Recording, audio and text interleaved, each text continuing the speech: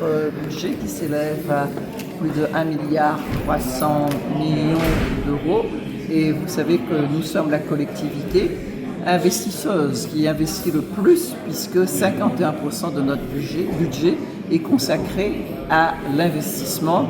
Et notre terre a besoin que l'on investisse. Et que lorsque l'on investit, on sait aussi que l'on crée de l'emploi, notamment dans le bâtiment travaux publics, et on donne plus de moyens à toute la jeunesse, à tous les travailleurs de la Réunion.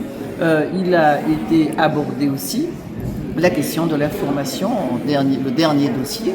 Vous savez, vous avez entendu, on a presque un peu plus de 13 000 places de formation, 1000 sortes de formation, et l'on a bien besoin parce que comme l'on va aussi, on investit dans la nouvelle route du littoral et que l'on a besoin de personnel compétent, donc en conséquence on a besoin aussi de formation.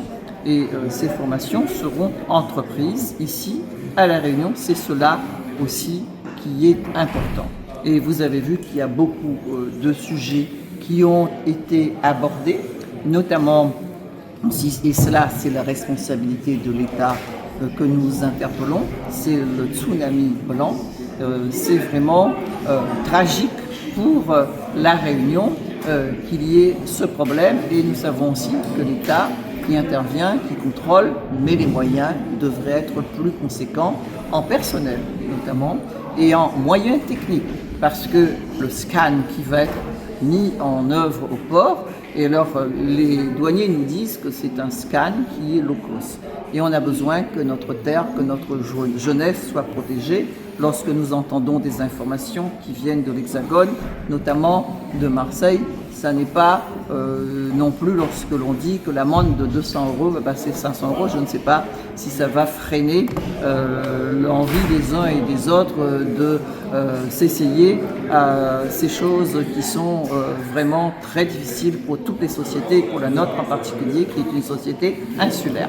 Et donc ce sont tous ces problèmes que nous avons abordés ce matin et qui sont des problèmes de grande importance. Quand l'opposant dit que vous êtes beaucoup dans l'affichage 4 ans et demi après, qu'est-ce que vous lui répondez? Nous ne sommes pas dans l'affichage. Il faut qu'ils suivent aussi les travaux que nous faisons. Parce que lorsque, sur un dossier que l'on a suivi depuis la précédente mandature, j'étais dans l'opposition. Vous voyez par exemple le lycée des métiers de la mer, eh bien la première pierre a été posée. Et donc nous savons aussi construire un lycée qui va coûter presque 80 millions d'euros. Et donc ce ne sont pas des choses qui sont si simples. Il y a un programme pédagogique, nous l'avons fait. Et je trouve que pour 4 ans, c'est quelque chose qui va être en 2027-2028, ce lycée sera là. Après, on a les lycées des métiers du tourisme dans la zone Est. Nous tenons à ce qu'il y ait dans la zone Est un rééquilibrage, pour toute la Réunion, un rééquilibrage du territoire sur les hauts et notamment dans l'Est. Et nous aurons ce lycée des métiers du tourisme. Et donc, ce qui a été déjà vraiment mise en route aussi, c'est l'architecture de ce bâtiment, parce que ceci est prêt. Et la mairie de Saint-André a mis à disposition un terrain, et nous avons l'ambition aussi de mettre en place un campus dans l'Est de la Réunion. Nous sommes même partis au-delà des compétences que nous avons.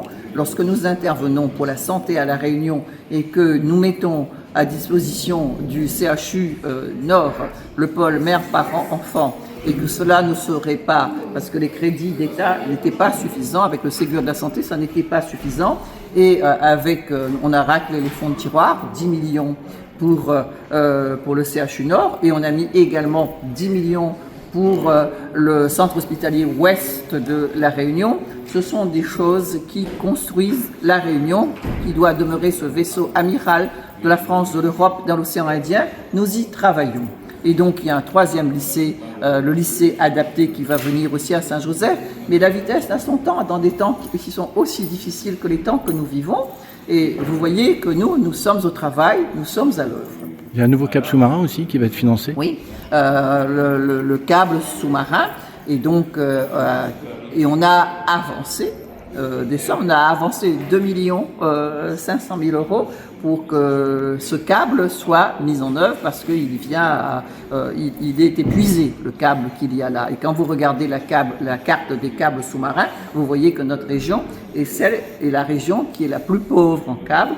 Et la France et l'Europe doivent s'intéresser à la question parce que c'est dans l'océan Indien, je dis à chaque fois, c'est le plus petit des océans et aussi le plus convoité. Toutes les grandes puissances s'y trouvent. Pour preuve, on sait que l'Inde, par exemple, a mis son câble sous-marin avec Maurice et que les autres grandes puissances, que ce soit la Chine, que ce soit la Russie, que ce soit les États-Unis, ils s'y trouvent. Ils sont dans notre région. Et donc, la géopolitique n'est pas loin de tout cela. Et donc, la France, elle ne doit absolument pas négliger aussi le fait qu'il y ait 2 600 000 km² de zone économique et qu'on a la zone antarctique et australe française. On a le siège qui est ici, on a une préfète des terres antarctiques et australes françaises.